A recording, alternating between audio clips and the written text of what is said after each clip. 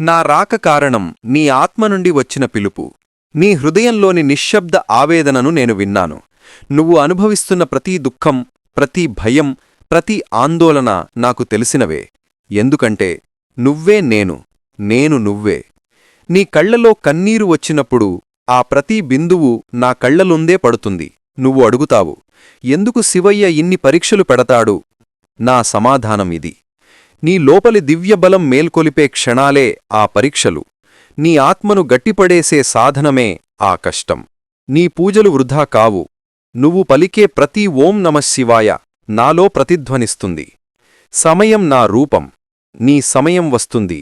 దూరంలో కాదు, దగ్గరలో ఉంది. కాస్త నిశ్శబ్దంగా ఉండు. నేను నీ మార్గం సర్దుతున్నాను.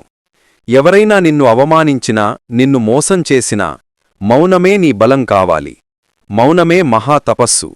నీ దీపం చిన్నదైనా నీ విశ్వాసం గొప్పది.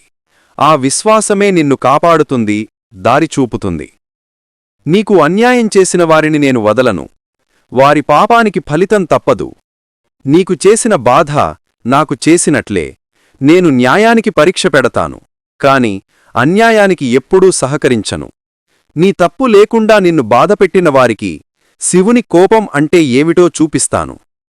నువ్వు ఓం నమఃశివాయ అని పిలిచిన ప్రతీసారి నేనే నీ పక్కనే ఉన్నాను. నీలో నేనున్నప్పుడు నిన్ను ఎవరూ జయించలేరు. నీ వెనుక నేనున్నాను. భయం విడిచెయ్యి. నువ్వు ఒంటరివి కావు. చీకటిలో కూడా నా జ్యోతి వెలుగుతుంది. నీ హృదయంలోని శివతత్వాన్ని తాకిచూడు. భయం, దుఃఖం అన్నీ ఆవిరైపోతాయి. నిన్ను వంచిన వారిని ద్వేషించకు. వారిని ధన్యవాదాలతో చూడు. ఎందుకంటే వాళ్లు నీలోని దివ్యబలాన్ని మేల్కొలిపారు. గతాన్ని మరిచిపో. భవిష్యత్తును నాకు అప్పగించు. ప్రస్తుతం నిశ్శబ్దంగా ఉండు. అది భగవంతుడితో నీ సంభాషణ. నీ మనస్సులోని దీపం ఎల్లప్పుడూ వెలిగిపోవాలి. శివం నిన్ను కాపాడుగాక. ఓం నమఃశివాయ.